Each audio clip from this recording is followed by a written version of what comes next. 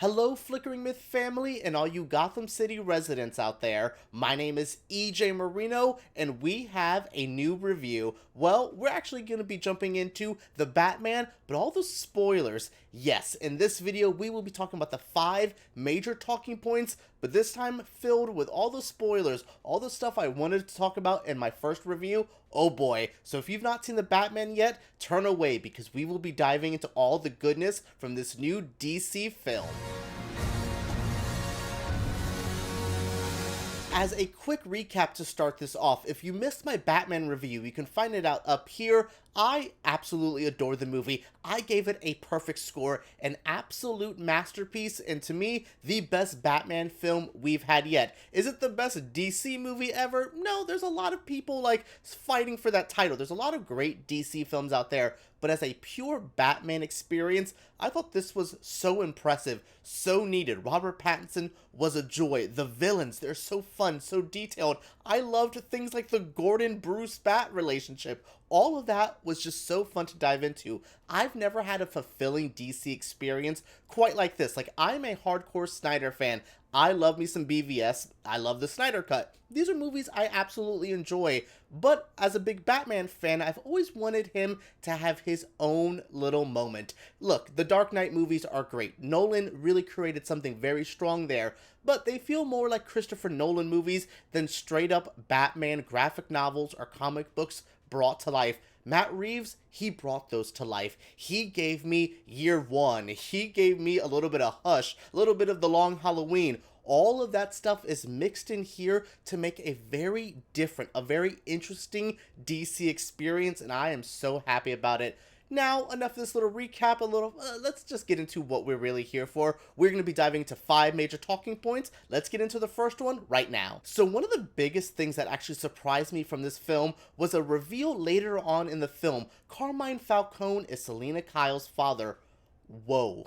Whoa. Now, that has been hinted at or set up in other versions of these two characters. It's not a completely out of nowhere change, but it definitely added a lot to this. It seems like Carmine really put himself onto Selina's mother, maybe in not so great consensual ways. I don't want to get too crazy. I don't really know how that went, but it seemed like their relationship was strange, which led to Selina kind of being very resentful towards him. She does not like Carmine, and she works in this underground area, the icebox that's run by the Penguin. Carmine Falcone seems to hang out there. He seems to be pretty reclusive, but kind of frequents there, so that's how a way that Selina can keep an eye out for him. She hates him, and when she gets the moment near the end of the film to whoop his ass, she really tries. Their fight, their whole interaction was very interesting, because I did not think I would get Selina moments in this film. I swear this was going to be a straight up Batman only movie,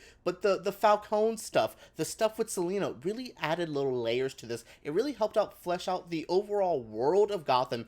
Bruce isn't the only person who lives here. There's other people, and I really liked getting things like the Selina stuff. Basically, she's going to kill him. She gives him the infamous scratch that he has in the comics, and Batman stops her before she does something very dramatic. He's trying to save her. He knows the dark path she's going to go down if she kills someone out of vengeance like this. Yes, they're all about vengeance and getting their savior of the city stuff, but you do it a certain way, and he teaches her that lesson. It all changes when he gets shot outside the police station, or, outside the little mob area, because, yeah, that's what he gets. The Riddler does it, and it's great. Yeah, Carmine Falcone's a piece of trash. He gets to go down like a piece of trash. Thought that was great. Wish it was Selina, but I'm glad Bruce talked her out of that very dramatic thing. I thought this was a surprise moment of the film. I liked it. What did you guys think of Selina being related to Carmine? Did you think it threw things off, or did you think it added layers to their characters that usually aren't there? This next spoiler really had me going crazy for a couple minutes. Alfred almost dies. I was shook. I was not getting a lot of Andy Serkis in this movie, so I'm like, cool, we're going to be setting him up to be a very big deal in later films.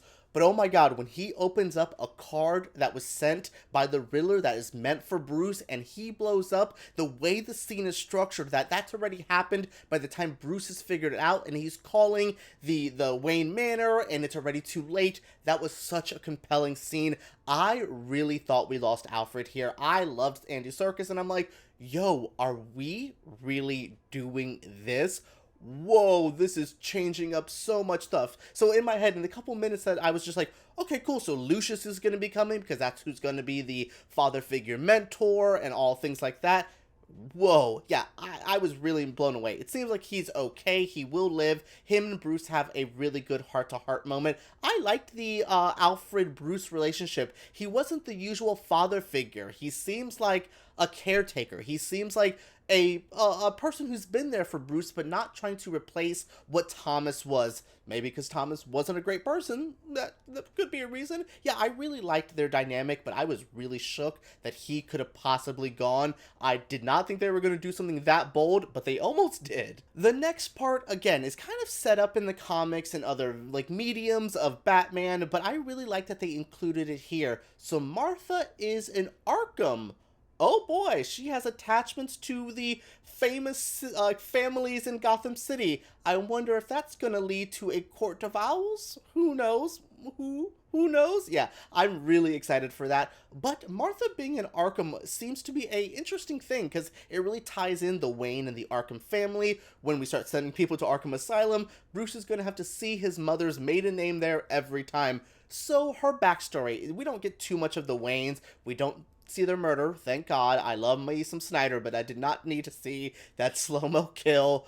Oh my goodness, I didn't need to see it in the Joker either. That Joker one pissed me off more, because I'm like, really? Do we need to see this in this movie? Anyways, yeah, so here we see a bit of her story. Well, we at least learn about it, where Martha's mother killed her father, sent her, she went crazy, and then that sent Martha to an insane asylum. When did she meet Thomas? Did he just find a crazy girl? Or, was she better by 18? Maybe still had some tragic stuff there. Again, Thomas wasn't the best person either. So maybe these two tragic figures decided to get together.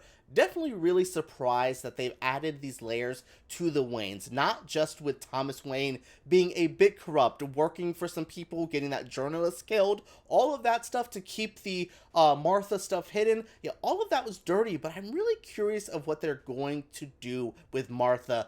This also gives me little feelings of if we would ever do a Flashpoint with this Batman, whoever that Martha is, it's already set her up to go a bit crazy, so she wants to become the Joker, like they do in the more traditional Flashpoint.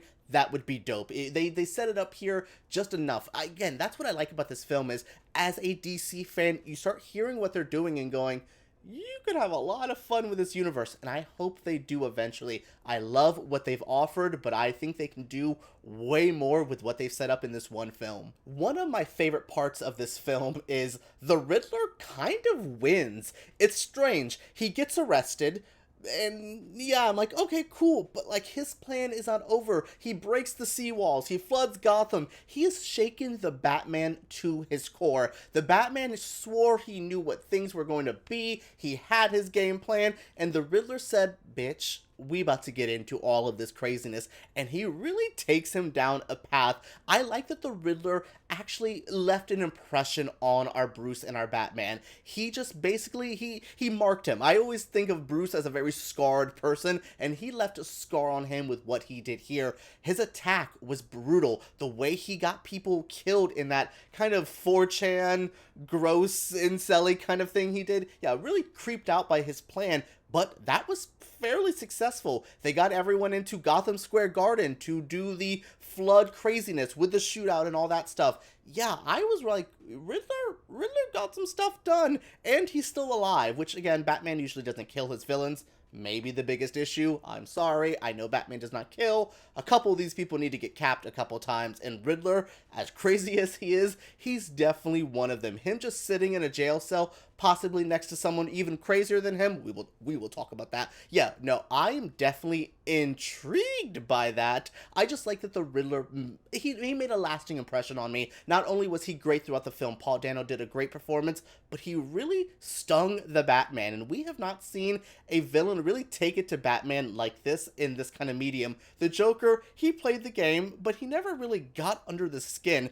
Bane, maybe a little bit, but no one has really shook Batman quite like the Riddler has in this film, which is why I think the Riddler's so strong, and why I think this Batman experience works as a whole. The Joker is here. Well, he's going to be here soon. Hopefully not in the next movie. I am never the biggest Joker fan, but Keoghan, I like him a lot. I think he's going to do a very interesting take on the Joker. He's a lot younger. He could definitely add a different element to what we normally see. We've seen Heath Ledger, Jared Leto, Jack Nicholson. We've seen them all. Mark Hamill in the animated version. I mean, we've seen so many versions. So I'm hoping this is a fresh, new take. I am hit or miss on this scene. Again, I'm not the biggest Joker person, so I wasn't going to be like, oh my god, he's here. I was more excited that this actor got to play this role than the actual Joker being here. Thought we did this a bit too soon, but that doesn't mean he needs to be the main villain in the next film. I would definitely avoid the second Batman movie in your trilogy to be a Dark Knight kind of rip off with the Joker. Definitely avoid that, but Joker being a looming threat, being in the background of the next film, and then being the big final boss battle at the end of a trilogy, that's what the Joker should be used for. I think that is the perfect outlet. I liked the soft introduction. It wasn't as like, ha ha ha, look what's going to be coming next, like it was in the Batman Begins. I thought it just made the Joker feel like a normal part. It wasn't trying to really pause the movie and go, here he is. It kind of was, but I'm glad it wasn't an end credit scene, because that would have really distracted people, would have sent them thinking about that scene last, as opposed to that lasting impression Batman makes at the end of this film. So I like the structure of it. I like Barry Keoghan. I'm just curious of what he's going to look like. I thought he looked weird and deformed and creepy. He was giving me the elements of the Arkham Asylum games, the Joker that was in those, which is one of my favorite Jokers ever. So I really think he could do an element like that. Pure psychotic, but also I kind of want a creepy clown. I like my Joker to be a creepy clown. If he's going to be, he could definitely be one with Barry in the lead. His laugh, it made an impression. Overall, I'm really excited to see what we can do with this Joker. He's coming, he's here. Matt Reeves is going to tackle the Joker. Oh boy, I hope we are all ready for how dark that is about to get. Alright everyone, that is it for my review, or at least my spoiler feelings of The Batman. I broke down 5 of the biggest talking points, but there's a lot in this movie to dive into, so make sure you share your feelings down in the comments below. Let's talk about all of this. We have so much to dive into that I cannot wait to you Batman fans get into this. Share your feelings down in the comments below. What did you think of this movie? What did you think of my video? Let all of these feelings go. We can talk spoilers down. Let's get into it. Make sure you guys give us a thumbs up if you did enjoy, and subscribe to Flickering Myth, because we make videos like this every single week. Alright everyone, give us a thumbs up. Alright, I'm shook. I cannot wait to talk about the Batman more and more, so let's get into it.